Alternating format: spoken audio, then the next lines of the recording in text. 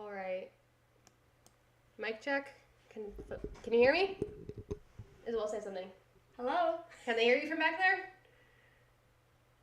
Hi, is everybody on? We've got Alex in the chat. I'm not sure where I should be looking. I'm not sure how much of a delay the stream has from OBS. So this is going to be a bit of an adventure. I think your camera on the computer is where you look. Yes, the webcam. Yeah. Okay. Alright, Cool. we got a thumbs up in the group chat. Tell Mom not to dox us. Not to what? Oh.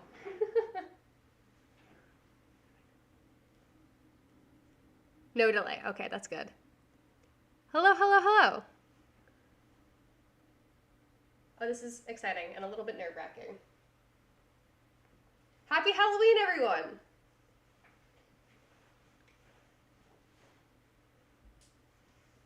Is there any way I can blow this up so I can see it bigger? There we go.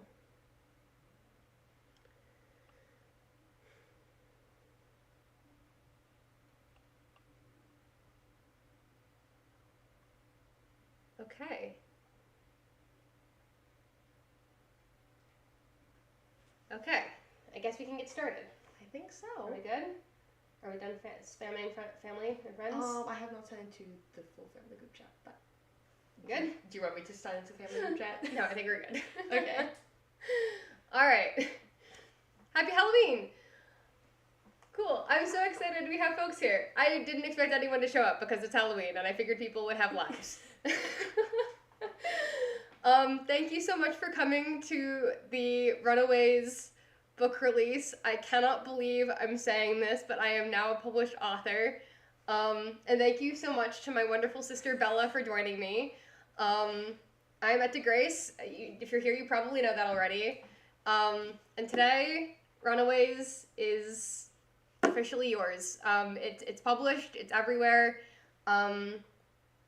So we're going to be doing some signings because we had some folks order signed copies from my Ko-Fi today, and so that's very exciting. I'm going to sign those and then get them shipped tomorrow. And then we're going to do a live reading of the first chapter, and then Bella has prepared some questions for me. I have prepared some questions for Bella, and so I'm going to get interrogated, and then we'll take some questions from chat. So if anybody is interested in asking questions, feel free to ask questions whenever you're ready about the book, about the writing process, interrogate my sister. She's been so kind as to join us tonight. And yeah, I guess we can get started. So, it's Halloween. We have soul cakes. We have cider. I'm very excited to get started. So I guess we can start talking and asking questions while I sign. Do we have to tilt the camera down? Yes, because it's not cut. There we go. Now we can see the soul cakes and the everything. All right. So I guess we can start asking questions while I'm signing because I can talk and sign at the same time. So that's fun. Should I sign your book first? You can sign my last. You go with everyone else's first. Okay. So the first one to sign is a paperback copy for one of my friends, Aki. Do you want me to ask a question first, or do you want to go with me? Sure. You can ask a question first because I have my hands full. Nice. Grab a piece of paper so that the ink doesn't bleed through. Alright, so first question. What is one of your favorite memories while writing this book and like just in general with your author journey? Okay. So you've asked me these questions before, and I was like, that's not a fair question. You can't ask me favorites. I've told this story before, but I first came up with the idea for writing this story when I was weeding the garden. I was home during quarantine, and of course all the grocery store shelves were completely empty. And so I was like, oh, we need to make an apocalypse garden. And so I bribed my younger siblings into weeding the garden with me. And I did that by, I'll tell you a story if you help me do my chores. And so I had some ideas rattling around in my brain for this fairy story about a girl and, like, what if fairies took her sister, and then what would that sister do in Faerieland, and how would she go rescue her? And so I started brainstorming that as weeding the garden with our younger siblings. And that kind of turned into what is now Runaways. But as I was writing the story, I went down some really fun research rabbit holes doing folklore. That was always really fun. So, all right. I suppose I should ask you a question next. Let's check on the chat. Oh no, I popped out the question box. Let me put that back. We have a question from the chat. How did my lovely boy Pippin come into my life? Signed, Pippin's #1 fan. Pippin is our cat. Pippin is a tuxedo cat. I was, my now husband and I were living at separate apartments last year, and because we weren't married yet, and it was December. It was right before Christmas. We were going to be hosting his family for Christmas, and we had a cold front come in. It was really cold. We'd been seeing this cat on the backdoor camera for like a month, and we just kind of assumed he was like a neighborhood outdoor cat. But then we were pulling into the driveway one day, and we were just like getting ready to get groceries out of the car, and the cat walked right up to us, and we were like, oh, cute kitty, pet him, and then tried to get the groceries inside, and he marched straight into the house. And we were like, okay, well, I guess this is our cat now. And we, like, of course, took him to, like, the local animal shelter, looked on online forums, like, tried to see if he was somebody's lost pet. But at that point, it was Christmas, and so I found a cat sitter before we went traveling and to take care of him. And then we were moving in January, and so we moved with him, and I don't know if we stole somebody's outdoor cat, but he's our cat now. So yeah, that's how we got Pippin, and he's been my favorite menace ever since. He'll probably make a guest appearance later on after the ink is closed. Yeah, we kicked him out of the office because we are using ink right now, and he'll jump up on the table, and I really, really don't want him to knock over my nice ink. Skin books. And yeah, all the books, but he will open up the door once I'm done doing this, and then he'll probably make a guest appearance. So you'll get to see him in all his furry, sheddy glory. You've been here this week. This is your first time meeting Pippin. What do you think of Pippin? Pippin's definitely a menace. He's very needy. He acts more like a dog than an actual cat. He'll play fetch. Even though he has a copious amount of toys and he's very spoiled, he will only play with hair ties because he likes when they're shot down the hallway, and he'll go chasing after them. So it's been a lot of fun just playing and hanging out with the cat. He's crazy. But he likes to come up on the couch and sit next to you, or climb across your lap. A lot more friendly and outgoing than the other cat that we have is a home cat back in PA-ish area, but yeah, our other cat was a grumpy old man. He's a gray cat, and he's a lot older now.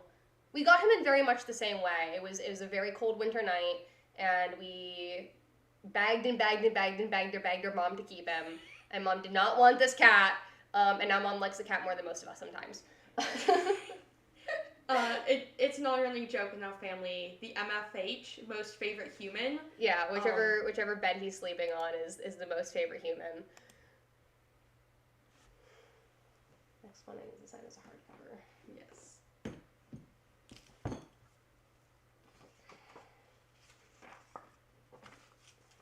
Okay.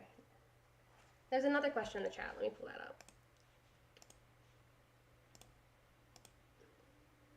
This one is from Alex. I have a question. What would you say is the biggest change from the first version of the book to the one that we'll be reading? This is a long story. So, since it started as a like oral story I was telling to my siblings, and then I wrote it down, my original thought was, this will be a quick, easy fairy tale that I'll write as practice to self-publish before I work on my epic fantasy trilogy, 10-book series, Brandon Sanderson, blah, blah, blah, blah, blah. It's not really thin. It's not anymore. Yeah. Very, very astute. And so I started writing it. And the first draft was very bare bones. It was, who am I sending this to? It was meant to be a short, easy, like, fairy story. More like a Grimm's fairy tale than an actual novel. So the girls didn't have very much character development. The world building was very bare bones. And I had all of these ideas in my head for more development. But I just didn't put them onto the page because I was trying to keep it short and kid-friendly. And then I gave it to beta readers. And my beta readers overwhelmingly came back and said, we want more. We want a lot more drama between the sisters. They make up way too easily because there's a big conflict between them in the middle of the book. We want more depth in the world building of the fairy courts. We want more intrigue and fairy politics and stuff. And one beta reader specifically, Abra Blake, and well, can you go over there and grab Beyond the Darkness? It's on the left side of the shelf.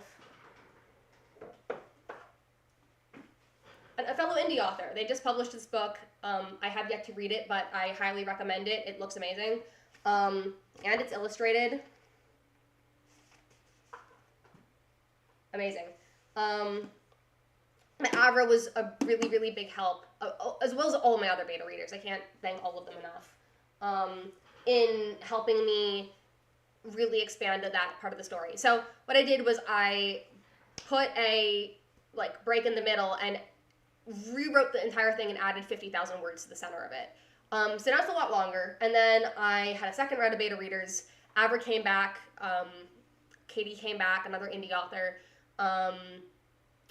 Just had a bunch more beta readers, and they gave me more feedback. And then I went through another round of prose editing and, copy editing for the grammar and everything. But that was definitely the biggest change.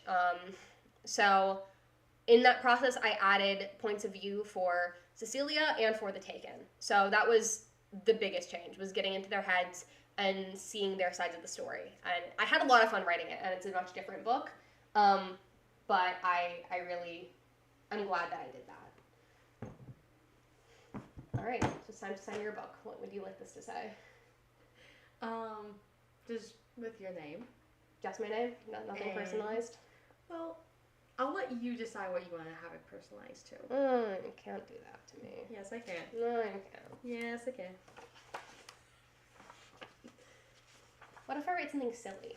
You can definitely write something silly. I want it to be from you. I'm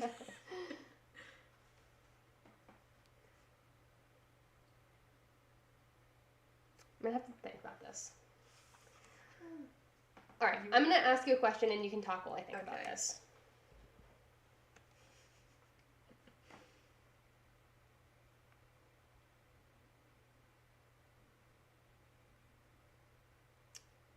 Let me find my... All right. who is your favorite character in Runaways? I have an idea of who it might be, but I'm curious to see if my idea is correct or if you have a different favorite character. Well, there's a lot. Okay, Animal Companion is a must. I love all the different characters. Kit Kat, yes. Yeah. I think personally, I love Hannah. Hannah is one of the main characters. She really gives the older sibling vibe. She reminds me a lot of you when we were growing up. Always kind of the leader, the person that's like tries to keep us all in like a somewhat safe situation, and we don't get like too off topic, out of hand. Always kind of like the role model, somebody you can always rely on.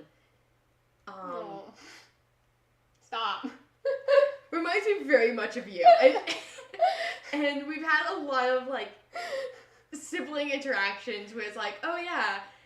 And that's one thing I really love of the book. The sibling dialect, the sibling interaction between Hannah, Cecelia, and the Taken is just, it's so much like our family. It's so much like just the jabs, the little side stories, the inside jokes. There's just like so much that you can be like, oh, it doesn't sound fake. The character dynamics, just the siblings all feel so real, even from the beginning.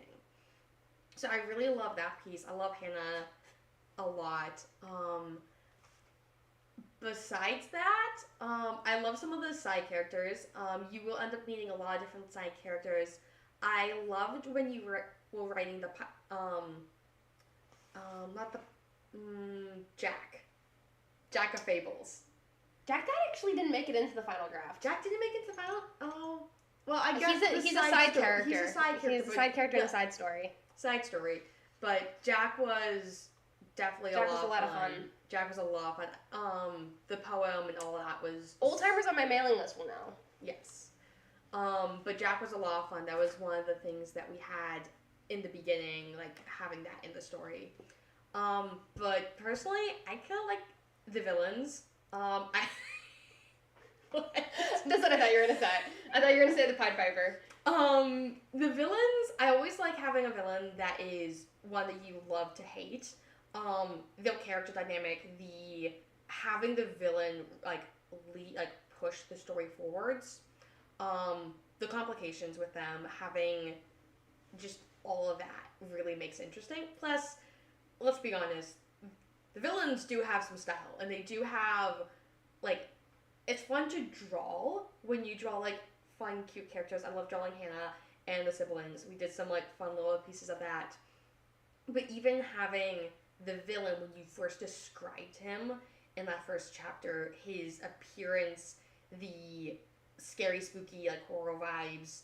Like, you've drawn some pretty badass fan art. It's really good. Like, I love having, it really does fit the Halloween-themed, like, scary, spooky, like, it just fits so well. So, yeah, I like how you tied in the villain and that interaction along with just the siblings. So, yeah. I would like it to be on the record that if I wrote any part of Hannah as a self-insert, it's all her bratty characteristics. Not the nice one. So you're very flattering. There's one more question in the chat. What are some of the Runaways research rabbit holes you went down while writing? I always love going down this for a project. So the main ones that come to mind are the folklore. I drew from a lot of folklore for the story. And I drew from a lot of different kinds of folklore, so I kind of mashed them all together. But the other one was Hannah has a special interest in naming different kinds of plants and animals.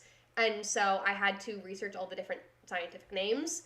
And then decide, like, oh, would this be the right plant or animal for her to be naming in this scene? Is this appropriate? And that was a lot of fun, because I am myself a plant nerd. So that was a lot of fun. Yeah, I think we can move this out of the way. This is your book. I'm going to grab this copy to read. Yes. I think we have a couple more questions, but I think we can do the reading and then I'll do a little bit more after. Yeah, we can open the door for Pippin. Keep answering the questions. Do you want to keep doing questions now, or do we want to do the reading? answer maybe one more question because you were reading one of the questions. That was it. That was the research rabbit hole one. Okay.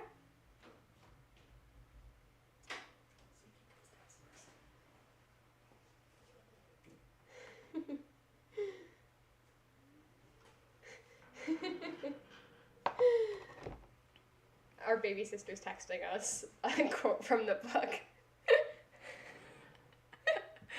Wait, does Alias get an honorary? There's a quote in the book. I quote as a joke they're taking the hobbits to Isengard, guard meme, and it doesn't make any sense out of context. In context, it's really funny, or at least I think it's funny. And our baby sister is quoting that at me over text because she just finished reading the book, and I think it's very funny. Okay. What are we all dressed as? Do you want to go first? This is a pirate shirt that I made over quarantine, and I didn't have time to make a costume this year, and so I pulled up kind of a closet cosplay. And the hat's kind of Terry Pratchett energy, so not anything especially particular, just my author self. Yeah.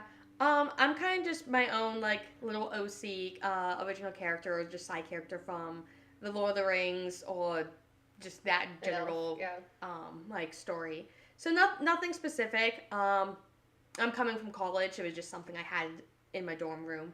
So, unfortunately, not very interesting answers, yes. But I'm in the middle of a different sewing project. I'm making a jacket for our brother for Christmas, and so I didn't have time to switch tracks from that to make a different Halloween costume, so just kind of pulled stuff out of our closet. But we just had a bunch of fun trick-or-treaters. That was fun. Yeah, it was. All right. Chapter 1? Chapter 1. The Storm. Hannah's closet door creaks open. The sound rouses Hannah from her half-dreaming state, and she blinks the sleep from her eyes as she reaches for a flashlight. The door swings slowly, revealing a pale, nightgown-clad figure staring into her dark room with haunted eyes. Hannah pulls herself up to greet the trespasser with a weary smile. "Are you sleeping?" the girl whispers. Not anymore, obviously, but it doesn't matter. Hannah clicks on her flashlight and pulls back the covers. "Cecelia, are you all right?" Cecilia's terrified expression softens as she scrambles across the room and clambers into Hannah's bed. She pulls the covers over her head so she looks like she's wearing a ghost costume. Hannah pats the bundle of blankets and takes her little sister's silence as an answer. Cecilia's all right, now that she's safe with Hannah. "Did you close the passageway?" Hannah asks. Their farmhouse is a rickety old building full of odd corners and false facades. The wall between their connected closets hides a trapdoor large enough for a small child or a cat. They don't want their pets running around the house at night, though, so Hannah double-checks that Cecelia locked the hatch behind her when she came through the closet. Cecilia's face pokes out of the blanket and nods solemnly. Hannah gives her a satisfied smile, and as drumming rain rolls over the roof, she clicks off the flashlight to watch the lightning that follows. Gasping, Cecelia claws the flashlight from her hands with urgent ferocity. Hannah flinches as her sister's fingernails rake her skin. The beam flinches again, beneath Cecilia's face, pointed upward. She gives her older sister a fearsome scowl. The light catches the curves of her features and turns her childish pout into a mask of anger. "What are you doing?" Hannah asks, rubbing the marks on the back of her palm. "You always want to watch the storms. Last week, I had to pull you back from the windowsill before you fell because you said you wanted to pet the wind." Cecelia shakes her head. "The wind spirit isn't a friend tonight." Hannah lets silence fall between them as thunder rattles the window panes. Cecilia's always believed in fairies and ghosts and other such nonsense, but she's never feared them before.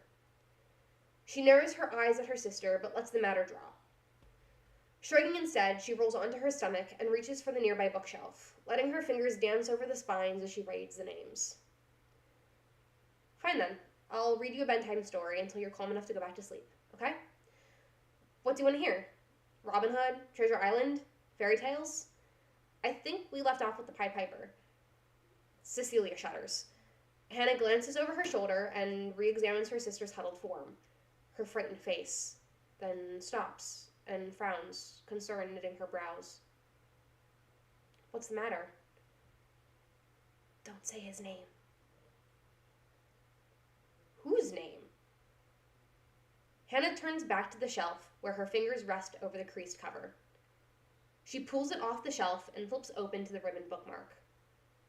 The page shows a colorful illustration of a figure leading rats into a river, a horde of children following behind. We shouldn't draw his attention, Cecelia says. Is that what you're worried about? Hannah asks, trying her hardest to sound concerned. Can't you hear it? Hear what? His pipe on the wind, Cecelia shivers again. It's deafening. If Hannah strains her ears, she can almost imagine the howling of the autumn storm as keening, discordant music. A lightning flash illuminates the room in stark, black-white contrast. Is a pale mask peering through the window? She doesn't have a chance to answer before Cecelia whispers. I hope you don't. You only hear him when he's coming for you. Now Hannah shudders. Adults dismiss her sister's ramblings out of hand. They call them flights of fancy, childhood foolishness, or only a phase. Kids who consider themselves too cool for make-believe taunt her as well. Hannah has always hated how much those comments hurt her sister. She's vowed to humor Cecilia's eccentricities, even if she doesn't believe the stories herself. Besides, Cecelia always listens whenever Hannah explains the cool plants that she finds, or how to tinker with Dad's tools. Whether they're collecting samples for her field journal, making a tire swing for the willow tree, or building instruments out of recycling, they're a team. If Cecilia's dreams aren't hurting anyone, then what right does Hannah have to call them nonsense? Cecelia bites her lower lip and twists the sheets in her fists, trying and failing to keep tears from welling in her big brown eyes. Hannah wraps her arms around her sister's small, shaking shoulders. I promise I won't let him take you. Cecelia melts into her arms. That's right, Hannah continues. She frees one hand from the embrace and points a finger in the air. If he wants you, he'll have to climb to the second-story window in the storm. We'll grab the broom and beat him back. We can scatter blocks on the floor to make a minefield so he can't reach us. And we can stick hobs on him. Remember how he caught that grass snake last summer? Their orange-striped cat guards the door to her bedroom from his favorite napping spot, the pile of clothes on top of her dresser. The Piper will run away begging for mercy. Cecelia finally gives her a slight smile. Hannah congratulates herself as the younger girl gathers her resolve, slips off the covers, and retrieves the blocks from the closet. She scatters them on the wooden floor with a clatter that sends the shadowy form of their black cat, Inky, shooting from under the bed into the hallway. Hannah winces at the noise, hoping the racket won't wake their parents.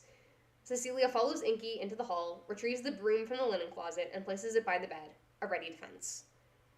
Downstairs, their Newfoundland dog, Willow, barks at something crashing in the night. Cecelia scrambles back into bed with her. It's just raccoons in the trash bin again, Hannah says. Willow guards us like we're her own pups. We'll be fine. She flops back on her bed and glances at the clock. Stars above, how late. She pulls a pillow over her head and shuts her eyes as another flash of lightning brightens the room. Cecelia shakes her before she has the chance to slip into darkness. Did we leave out milk and cookies for Hazel? Hannah cracks an eye. Yep, 1 vanilla wafer and your chipped teacup. We used cream tonight, remember? Cecelia wholeheartedly believes their home belongs to a brownie, a small fae who cleans their rooms at night and appreciates offerings in return for their services. Without fail, someone, or something, eats the treats by the next morning, but Hannah guesses Mom takes them away before they fall asleep to avoid ants. Or maybe Dad snatches them. He's always had a sweet tooth. Say goodnight to Mr. Spider, Good night, Hannah mumbles for good measure. Did you push socks under your bed for the shadelings? They're dirty ones. Sure. Shadeling is Cecelia's word for sinister shadow monsters under their beds, and she insists they're only appeased by nest-building materials. It's a good enough excuse for not doing her laundry. Mom will chide her if she finds out, but Hannah promises she'll take care of the chores in the morning. Now, she wants to sleep. I gave them my fuzzy blue ones. It's cold enough, Cecelia says. The shadelings deserve fuzzy socks. Well, I'm not giving them my special blanket, and they need soft nests so they don't climb into my bed, Cecelia explains yet again, as if her logic is the most obvious thing in the world. Hannah smacks her with a pillow. You're the shadeling, climbing into my bed like this. Am not. Cecelia sticks her tongue out and pulls Hannah's blanket closer around herself. Hannah rolls her eyes. You're not even using your own blankets. Satisfied, Cecelia settles into bed and curls into Hannah's side. Thank you for letting me steal yours. Uh-huh. Hannah puts an arm around her and points at the clock again. The numbers blink, showing 12 a.m. Go to sleep. We have a busy day tomorrow. Chores, homework, trick-or-treating, and then the Petersons and some other people from church are coming over for a Halloween party. If we don't get our rest, I'll pass out before dessert, and that would be tragic.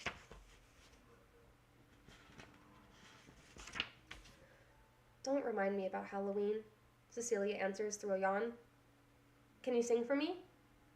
I still hear the pipe. Sing the one about the woods, please. Hannah doesn't want to press the issue any further, so she sings. Her voice is only good for campfires, showers, and lullabies, but right now, it's all Cecelia needs. Hannah doesn't know where they had first learned the words to the song, but she gives them her soul.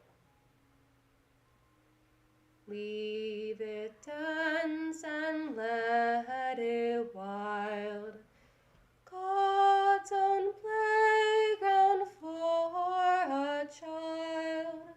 Oak and maple, birches thick, wineberry bush with thorns that prick, creeping ivy, mossy stone, in the wounds lies Oberon's throne, nectar sent on summer's eve, wonders know not how to leave, starlight shines through painted sky, owls aloft watch passer-by, crickets chirp, frog chorus sing, Titania's dance and fairy ring. More lines await, but her brain has grown too fuzzy with approaching dreams. Whatever Halloween brings, she and Cecelia will face it together. The fright of the night's fairy tale fades as the thunderstorm runs out of anger. Rain beats in rhythm on the rooftop, lulling her into slumber. She slips into humming, then soft snores.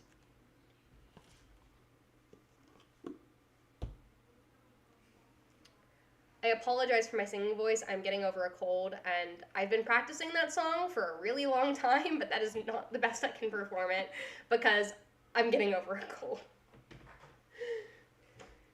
All right. Pretty good. We can do a little bit more question and answer.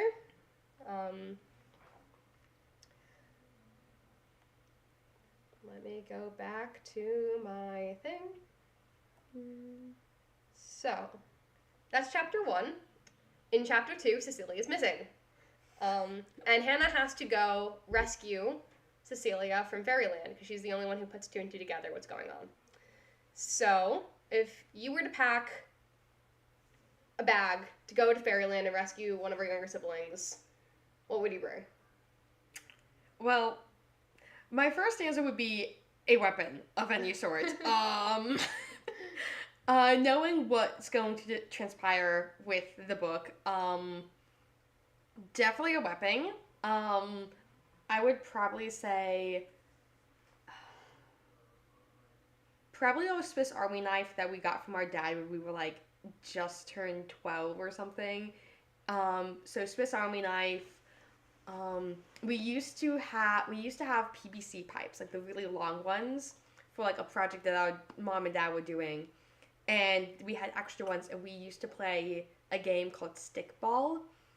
And we used to have the basketball and we'd hit it with the PVC pipes, and we broke and chipped one of the PVC pipes. It was a really sharp, like, end. Yeah, it kind of became a spear. It became a spear.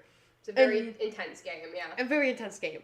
But we used to play with this spear PVC pipe and throw and play javelin and just all different types of things. So probably that double as a walking stick. Yeah. But also any like survival gear, wilderness things. If you go into Faerieland, you should not eat anything that they offer you. So also snacks. I'm a huge fan of Oreos, just because. Yeah, you've been raiding my pantry this week. Yeah, because those are the good ones. So definitely snacks and things. The Swiss Army knives and the snacks are both in Hannah's packing list, so. She should have bought the PVC pipe. She should have bought the PVC pipe, yeah. There's a question, will I be making an Audible or an audiobook? I would really, really like to. Audiobooks are very expensive. I will probably not be recording it on my own. I would probably want to hire a voice actor too. Because there's 3 different point of views, and so I'd want a voice actor that can do different voices for the 3 different characters. And I am not confident enough in my voice acting skills to be able to do that. And the voice actor would also need to be able to edit the audio. And I don't have the skills to do that. So, audiobooks are normally a couple $1,000s to produce, and I already spent a lot of money on producing this book. So, maybe in a couple years, I might do a Kickstarter or something for it, or, once I publish a couple more books and I just feel like investing in this one again, I'll produce an audiobook. It's not something I have planned for the immediate future, but it's definitely something I want to do. Yes. So, I listen to a ridiculous amount of audiobooks, so I definitely love that as a format.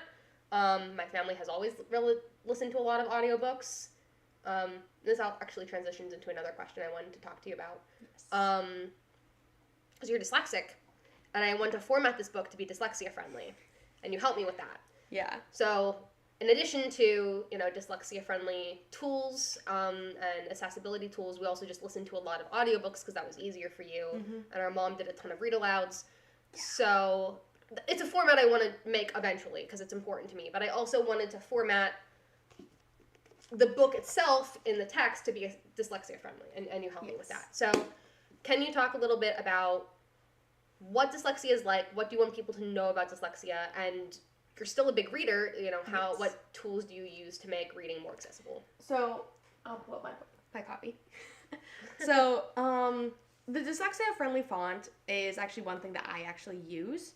A lot of the general fonts that you see as soon as you open up Google Docs or Word or anything like that is Times New Roman or Arial or stuff like that. How it's designed, it's whenever you look at those fonts, it's thicker in some areas and thinner in how it's written. With different types of fonts, it actually makes it easier for me to understand what I'm looking at and what I'm reading. So, general overview of dyslexia. My brain is very interesting. Dyslexia is mostly known for mixing up P's, B's, Q's, and D's because it's pretty much the same image flipped and mirrored in every way. Same with W, N, M, V, anything with that little figure like that. Also with numbers, 9, 0s, 6, those all also can look similar. So it's one of those things that with reading, I struggle with understanding how things look, and it just takes me longer to read. One thing that helped me out a lot was doing lots of audiobooks. Or read alouds in my other case. My mom would do read-alouds with just pretty much any books. One of our favorites growing up was My Side of the Mountain. So, yes, and that was a very big inspiration for Hannah as well, yes. yeah. So with Marietta designing Runaways, she was asking me what are some things that helps me understand, helps me read things. So personally, I really like having bigger font. So the font's a little bit bigger to read, and there's more spaces in between each line. On top of it all, the font itself, it's thicker in like some areas of the letters versus thinner in other areas. It's kind of the design of the text. It's design of the text. It's kind of hard to explain. We picked the font called Merriweather. Yes. At least for the print version. Mm-hmm. So the easiest way of doing it on the computer is I actually change all my things that I write to Comic Sans, which sounds kind of funny. Mm-hmm. But I write everything in Comic Sans, and then I'll actually switch it back to Times New Roman or Arial whenever I turn it in or whatnot. When I love you very much, but I didn't want to publish a book in Comic Sans. I think it would have been fun, so. Yeah. But other things that I would do, you said other things that helped out. Besides the text-to-speech, I have extensions on my computer that does that for me. Very helpful when you have to do countless and endless hours of like nursing textbooks. Not exactly fun. But I also use another thing is whenever I read, I use a bookmark and go down each line because bookmark. Yes, bookmark. So whenever I read, I'll just move down each line that I'm reading because it actually helps me understand where I'm at in the book. So one thing that I use with that on my computer, there was an extension that actually changed different lines of text to different colors. So it was like a gradient. It would go from like dark blue to purple to red, and then it would go back to dark blue. And it actually it helped me understand where I was in the text, which was very helpful.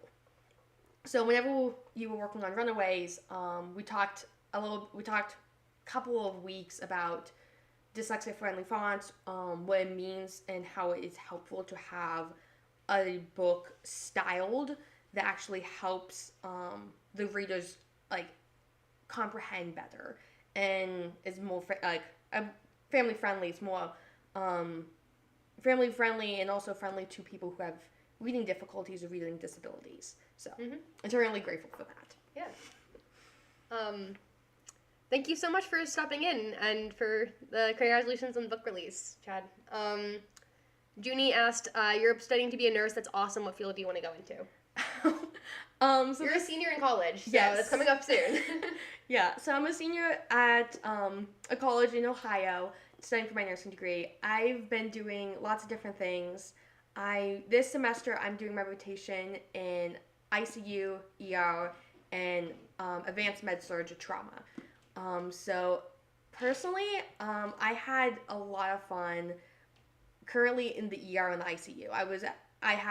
Long story short, it was just something that always spoke to me. Family shenanigans and things. We were kind of accident prone growing up. Just a little bit. Just a little bit. Yeah. So, God bless our parents because they had to deal with all of us. But when my mom and my sister was like, nothing medical, I was like, ooh, that's fun. So I really liked going into something more difficult. I really enjoyed learning more about the human body and, in a sense, anything really with trauma, how everything's taken care of. So I'm actually looking into doing ICU for the first couple of years. And then if everything goes well, I would love to do travel nursing at some point. So big goals, but we'll see. And incredible amounts of determination studying all of that terminology with dyslexia, because I cannot. That was, again, God bless my parents, because learning with dyslexia, I gave my mom a hard time. So definitely shout out to her, even on her Blue Cup days. Even on her Blue Cup days. And that actually goes into my next question. Because you were my designated nurse friend, and in-house you can't get away from me because you're my sister. Every writer needs a nurse to ask. Every writer needs a nurse to ask gory medical questions for book purposes, research purposes. So, what is the most memorable or ridiculous medical question that I've asked you for research writing purposes? How crazy can I get? Is the actual question. So here's the catch. I genuinely don't remember a lot of the things. Well. Do you have screenshots? It's something called search feature on text message. It's great. God. I love you so much for this. It makes my life so easy. I'm gonna eat a soul cake while you humiliate me. Okay. So just going off the top of my head, you've asked so many questions about like vital signs, what's the normal range, how bad can we make the vital signs before we should be concerned? And I'm like, well, anything outside of normal is not good. And then you keep trying to push it, and I'm like, well, maybe go to the hospital at this point. I don't know. So lots of I never sent my characters to the hospital, so I don't know why I need to know vital signs. And yet you still ask. So tons about vital signs. What's a high enough heart rate that I can give somebody that they'll be concerned enough that won't put them in the hospital? I know that was one of the questions. That might have been for me. That also might have just been for you. Can I explain what a soul cake is? Sorry, go ahead. I'll explain after. It's up to you. Keep going. So definitely those types of questions. You have asked me questions of like, what do you sound like when you get stabbed? And I'm like, I don't do the stabbing. I get to heal after the stabbing, which is kind of, why would I know? So lots of like, which injuries would be the most like, if you get injured, can you still walk on it? And I'm like, depends on the injuries, like broken bones, things like that. You've definitely asked me about hypothermia and what are signs and symptoms of hypothermia and how bad can I make it that they still recover, which again, concerning. But I guess the one that takes the cake, if I could pull it up, hold on, let me search this. It was not for Runaways. I'll preference with that. But it was for another story that you were working on. Let's see. You were asking about, for a character, it's, in the future, you're doing, like, a dystopian space adventure type of, story where they're all in space, and one of the main characters is supposed to be, I don't know, like, there was a coup on the spaceship, and she gets stuck. This might have been for a D&D character. I don't know. But what ends up happening is you, yes. Okay, so I think I was at work this day, and I had to, like, I was in the middle of work, I'm doing stuff, I stop for lunch, I sit down, I open up my sandwich, I'm going to eat, and I look at the group chat, and I go, and she goes, hey, how much embalming fluid does it take to kill an alive person? Yeah, good question. A totally reasonable question. Totally reasonable for a nurse to answer. Continues. Could you use it as a cryotube preservation fluid for deep space flight, or does it have too much formaldehyde? Just asking. I don't know. I stand by this. And then the next line in the text. Mummies in space. Asking only the important questions. Yeah. I do think this was for a D&D character. And that was by far not the worst thing I put her through. It's probably not the worst thing. I, in very reasonable response, responded, WTF. I would like this not to be the case. Alright, it was midnight when you were trying to text me this. Because you were, like, out of state. And then you responded, it's 11:30, which is perfectly reasonable hour to be discussing the logistics of ancient Egyptian space travel and how museums around the world have stuff from Egypt, thanks to Britain, taking so much of it, and how they probably would have put a mummy on the moon if they could. Excuse you. At least I didn't ask you how quickly the moon would preserve a corpse and jump straight ahead to intergalactic voyage travel instead. I stand by all of this. My sister, everyone! Yes, and then And so what was the answer? Was there too much formaldehyde? I'm pretty sure it was too much formaldehyde, and I was like, I don't think that's even a possibility. It's not in my realm of jurisdiction. What a killjoy. I'm keeping patients alive. Yeah. Not dead. The pesky Hippocratic oath. Thank you for everything you do. Yes, I love you too. Someone asked, can we explain what a soul cake is? So this is from, this specific recipe is from a cookbook by Max Miller, aka Tasting History. And so soul cakes were what people would give out to soulers, or trick-or-treaters, before candy was a thing. And so they're little cakes decorated with crosses, made out of raisins, and they're made with like an alcohol, like, and yeast and sherry. They're more like buns than cakes. They're like very bready in texture and saffron. But they're very tasty, and I made a plate of them for Halloween. I was gonna get them out to trick-or-treaters, but they weren't done in time, so now we have a plate of soul cakes to eat. Yay. As a snack. But we're yapping a very too much. good snack. All right. Yes. Do I have more questions for you? Do I have more questions for you? Do you have more questions for me? I do have more questions for you. Am I going next? Yeah, go ahead. Okay, so how many Easter eggs from our life or from just general sibling shenanigans or lore are in the book?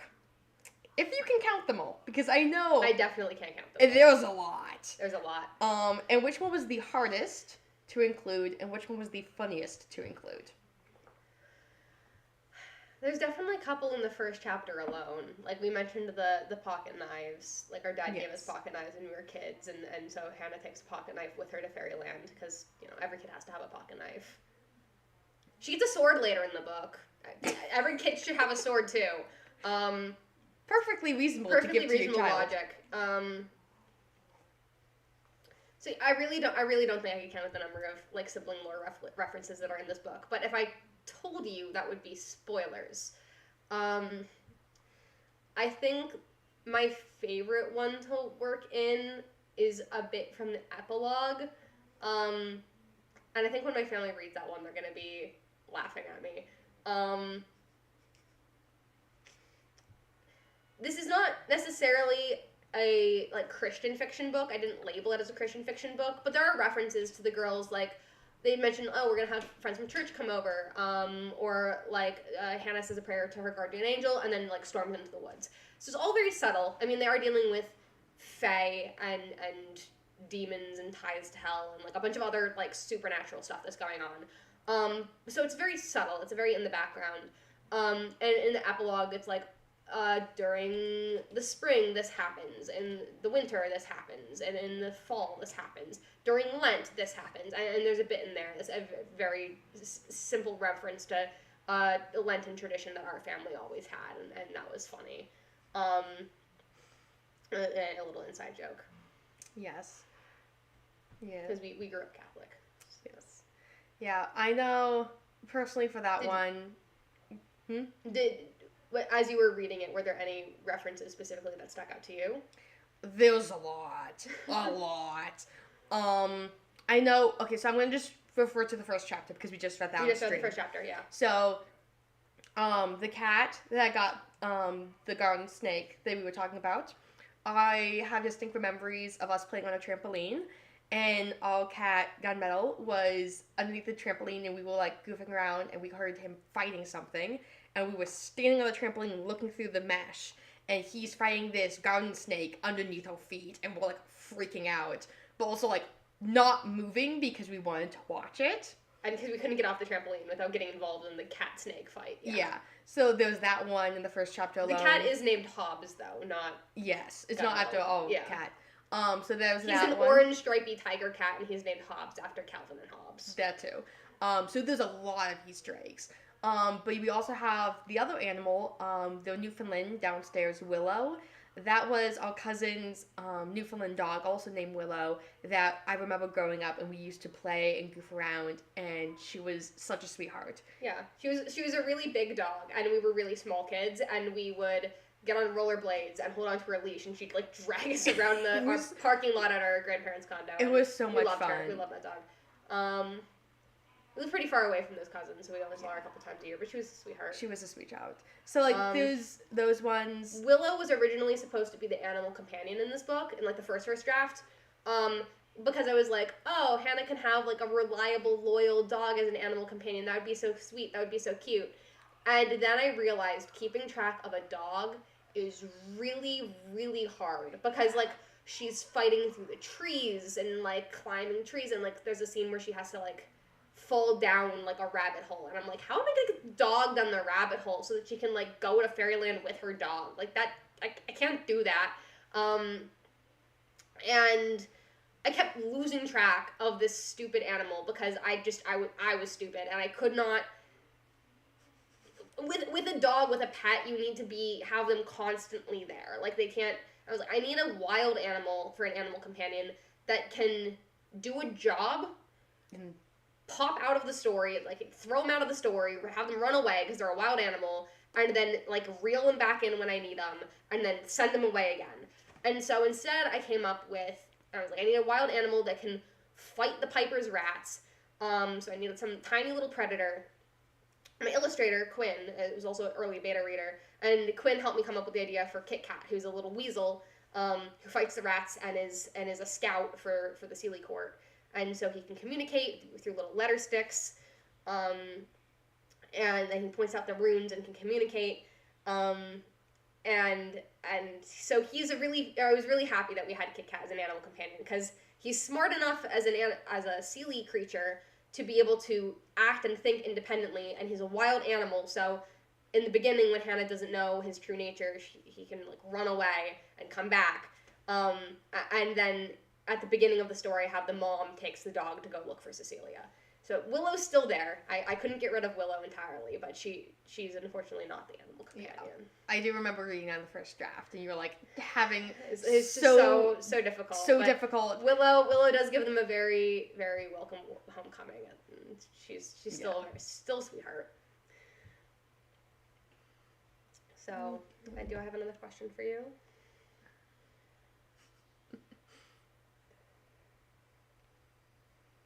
So I asked you, what would you pack if you were going to Faerieland? Another tangentially related question is, if you were going into Faerieland, and at one point Hannah uses seashells to mark her path, what would you use to mark your path as you were going to Faerieland? Ooh. This is a question I received from a friend last night.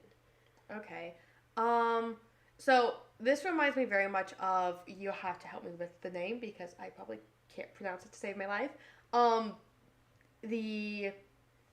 The folklore, the folk story with the Minotaur, and they use string to like lead them through the labyrinth. Theseus and Ariadne. Yes, that one.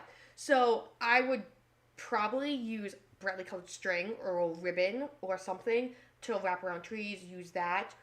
But I'm afraid that if we use ribbon or stuff like that, it would be easy to lose in the trees. And specifically if it gets snagged, caught, ripped, destroyed, blows away in the wind, all that fun stuff. So thinking for just survival instincts, I would probably want something that would reflect light. Tinfoil. Oh, that's clever.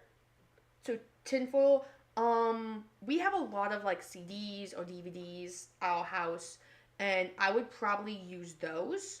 Because if you have like a CD or something, if you have a flashlight or something, it would reflect light and be, even in the nighttime, you would be able to see where you're going. So that's clever. Probably, parents would probably lose their mind. but I would probably just have to take a whole stack with you. Or like when it's a little cumbersome. When we were growing up, we had like the Walkmans with the CD player. You put the CD in. It's not a Walkman, it's just a portable CD. Portable CD player, or whatever. Oh, we also had the Walkmans with the tapes that you would put in. Did we? We did. We had the one that had like that big, and we had the ones with the math facts tables. Oh yeah. I wouldn't call that a Walkman, but yeah. Okay, well, it was tiny enough, and we would like hook it and walk around with it. And Mom got annoyed with us singing those songs constantly, but we used to have like all of the. I swear. We used to have all the portable CD players, and we had like those those CD cases. cases, We like would stick every CD in, and then you would close it. We just take those, and you just take the CD out, stick it on the ground. I referenced that we're taking the Hobbits to Isengard meme earlier. If you backdate this story, the girls don't have cell phones either. So like I posted a reel about this a while back.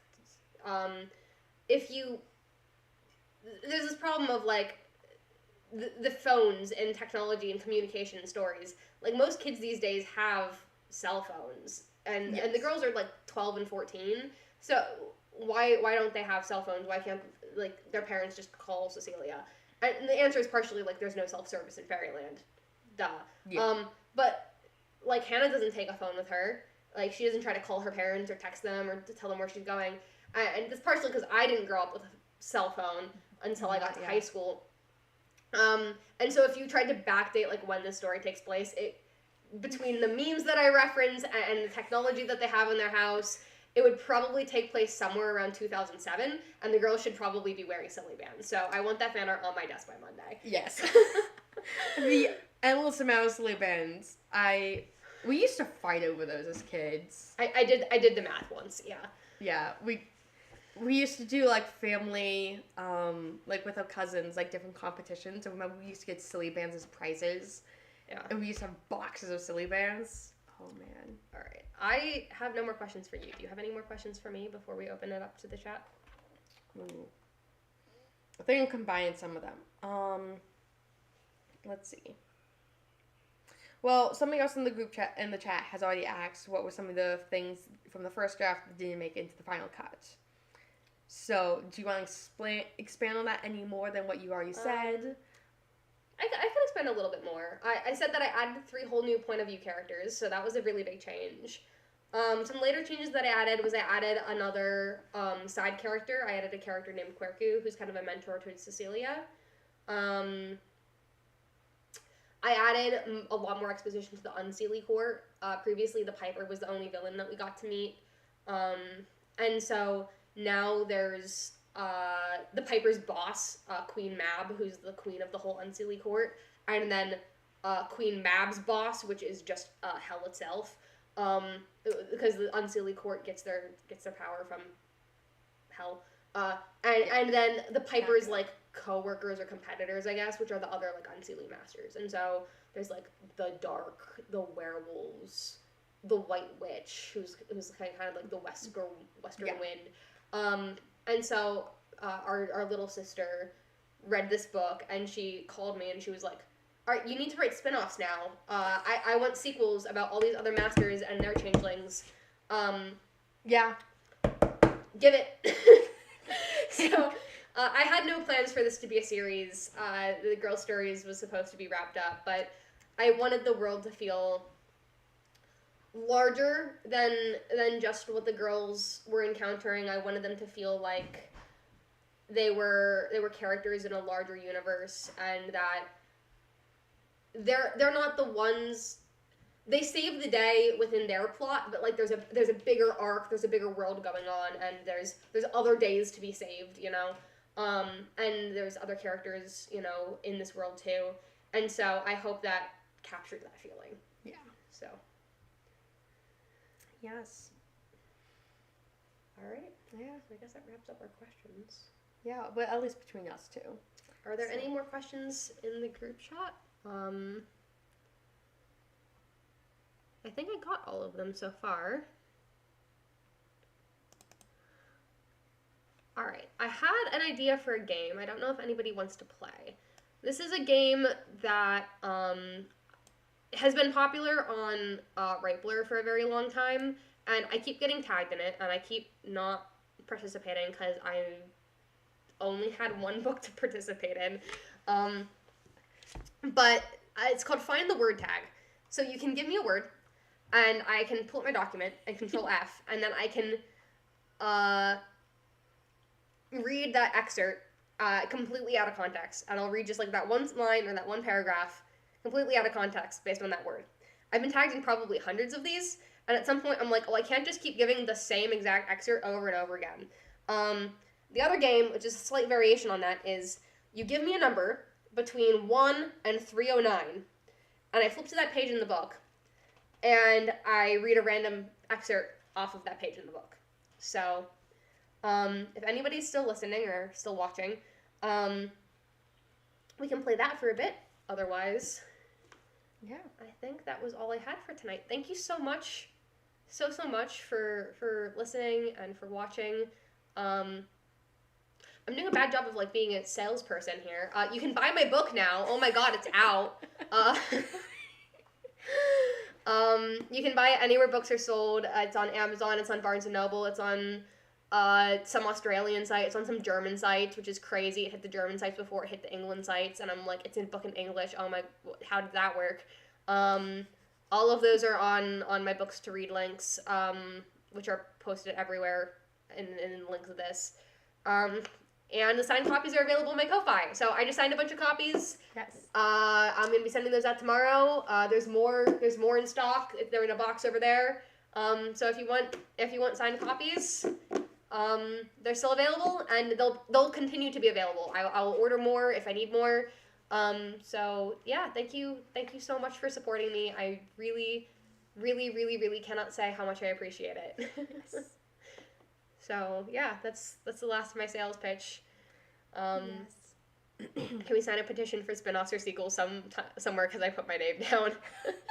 Well, our younger sister will definitely be the first one to be making that petition because she will 100% be with you on that. Okay, so there's a funny story here. I sent a signed copy to my family, obviously, because they're my family.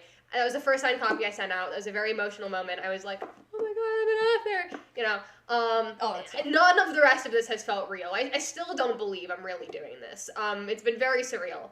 And so I sent it to them. I'm at work. I get a FaceTime, and it's shown up, and our little sister, who's 11, rips open the package, grabs it out of my mom's hand, and runs into the back and locks herself in the bedroom and won't let the rest of her family read it for 2 weeks as she binges through the whole thing on her own.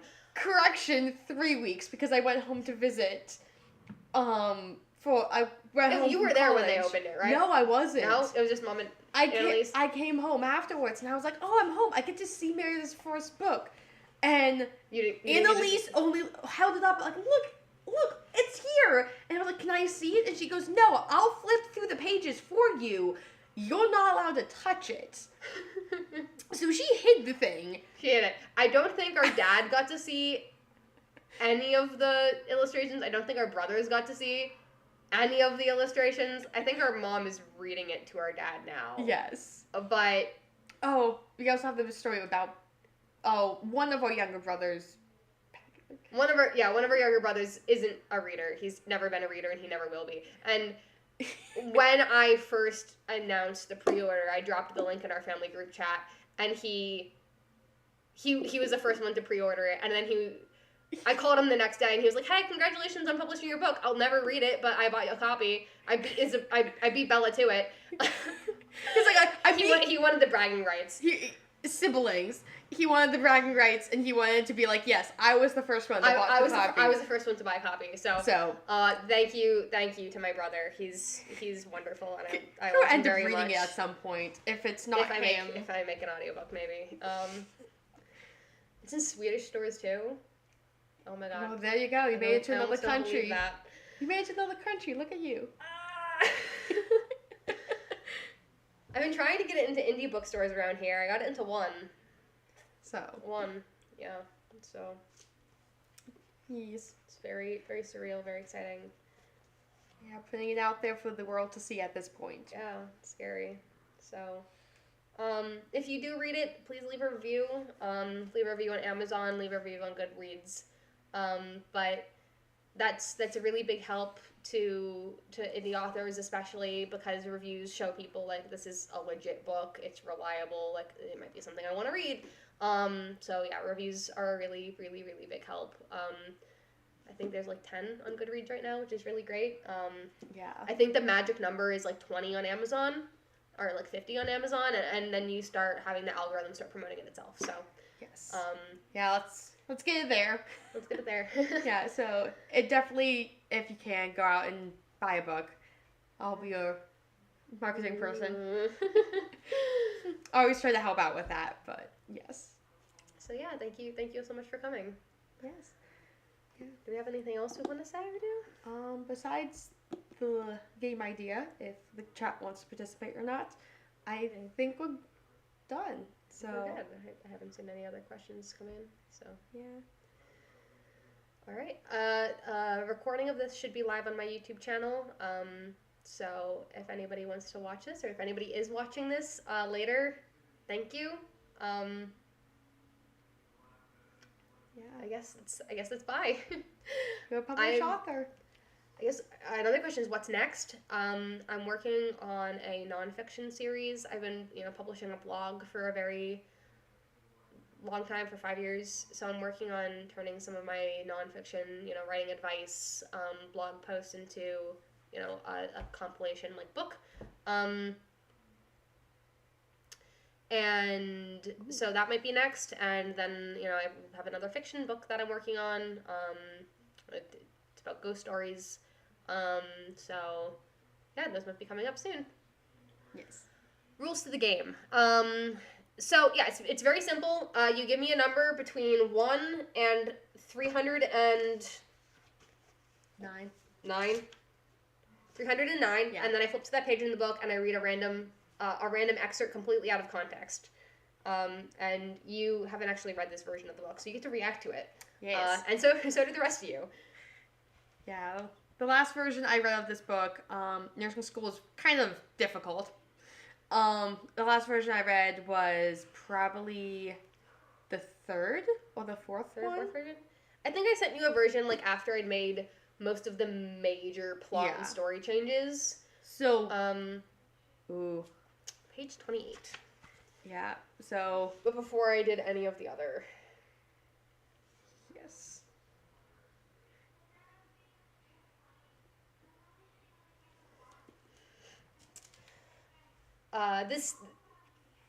Where do fairy kidnappers hide little girls? She asked aloud.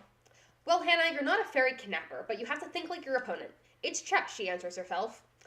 Not that I've ever been any good at chess. Yes. Do you want to pick a random number? Ooh. I'm going to go to the later end of the book, so hopefully it doesn't give away too many spoilers, but I'll say 204. 204.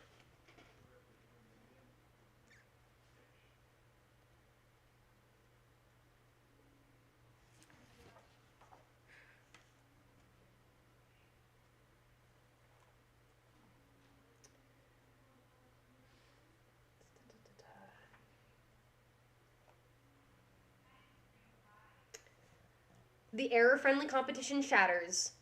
This is combat. The changeling screams, panicking despite the twins' warnings.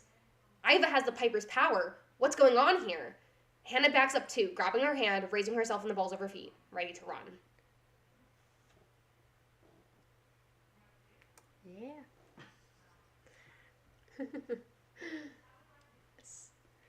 Yeah. Yeah. I think, so, another question. You said, you were asking where you were going on all of this. So I'm going to bounce back to jumping a little bit back in time. You were working on a different book series, your big novella, which would also, well, not novella at this point because you have this one, but your other big series that you were working on with Store J Fantasy one? and the other Chronicles. So I know that was something that you talked endlessly about. That was your first book that you were really pushing to really finish. I think that was one of your first posts ever on your Instagram. My question, just for me, because I love those characters and I remember drawing them when you were first talking about everything and whatnot. When do you think you can go back to that book? I know that you've been working on it in and out throughout the years, but are you planning on going back and picking back up Store J? So for context, the question she's asking, before I wrote Runaways, the first manuscript I ever, not the first manuscript.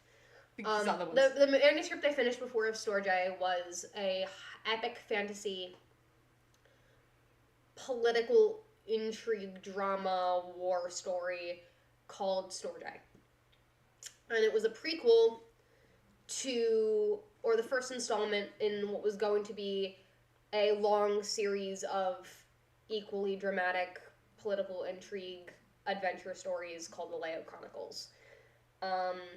And I put that on a shelf during the pandemic because the world was already way too crazy and the plot had gotten too unwieldy and I couldn't get a handle on it. And I put that down to write this book, and then I've been working on this book ever since. So she's asking when I'll go back to that. I've never kind of stopped thinking about it in the back of my head, but the more I think about it, the more ideas I get for it, the worse the situation gets and how ridiculous the plot has become. I came up with this idea in middle school, and it kind of shows, and I've scrapped it, gone back to the drawing board, re-outlined, and gone through that process over and over and over again so many times. I no longer know what the story is supposed to be. Really the only thing that's the same from that first iteration is the characters' names. And that's it. Nothing about the characters, nothing about their stories, nothing about their backstories, nothing about their powers. Like, it's Theseus's book. And so, will I go back to writing it? I always have been writing it. Will it ever be published? Maybe one day, but it's not the next one I'm going to publish. I will continue working on it because it's my pet project, but it's not something I intend to push to publication before it's ready. So yeah. I am deeply in love with that world and those characters though. Yeah. It's just kind of become a mess of continuity. Yeah. Yeah. I know that story when you were writing it. I love you. Since middle school. Yeah, since middle school. I love you so much, but I was not exactly a night person, at least up until high school and college, when I am now a night person. A very much night person than a morning person. But you always love to stay up late and talk my ear off about every single story idea. Because we shared a bedroom. So we had bunk beds, and you would hang over the side of the rail and talk to me until I would fall asleep. So I have a lot of memories of me just slowly zoning out and falling asleep at 11 p.m. As I'm droning on about this fantasy world nobody cares about, yeah. I cared. But our dad would be like, okay, you guys have to be quiet because we could hear you all the way out front. It was, yeah, I know that's definitely something that always has a special part for you, mm-hmm. and also has a special part for me because that was some of my favorite things to draw and even talk about and everything.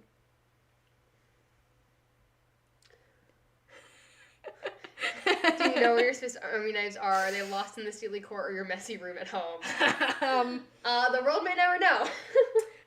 Well, you found mine a while ago. It was lost in my messy room at home, and then you found it. Yeah, and actually, that's another funny story. At my wedding. At your wedding, you gave it back to me. Well, you had a tag or something, or a string that needed to be cut, and I was like, oh, we don't have scissors, but we have a sesame knife, and I pulled it out, and you had the biggest reaction. I was able to recognize that it was mine because it still had tree sap on it from the last time I was whittling something. It hadn't cleaned it properly. And we pulled it out, and you freaked out. Like, you were, like, crying. We had to redo your makeup because I had your Swiss Army knife that Dad gave you, and you were like... You were going to give it back to me, and then I think you forgot, so I think you still actually have it. I think Dad confiscated it. So, yeah, the real answer is it's lost in the Seelie court. I'm never gonna get my Swiss Army knife back. Or at least it's confiscated until we actually get it back. It was safe in my messy room at home. It would have never been found. The real answer is I moved between college and then out to where I'm living now, and between the various moves between home, dorm, home, different dorm, home, apartment, different apartment. You know, I didn't move with it all those times. At some point, I just left it in our childhood bedroom, which I share with 2 other sisters, and it just got lost in the shuffle. Uh-oh. Hold on.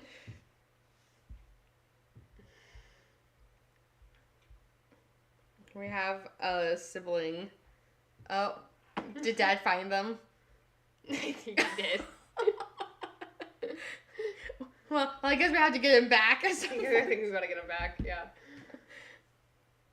Yes, but... Yeah, Alright. I think... Yeah, I don't have any more questions for you. Alright. We tried to do a wrap up a little while ago, and then we got sidetracked, which is proper sibling behavior here. Interactions. But yeah, again, thank you so much for watching. Thank you so much for reading. Thank you so much for listening. You can buy Runaways now. Thank you so much, and happy Halloween. Yes, happy Halloween.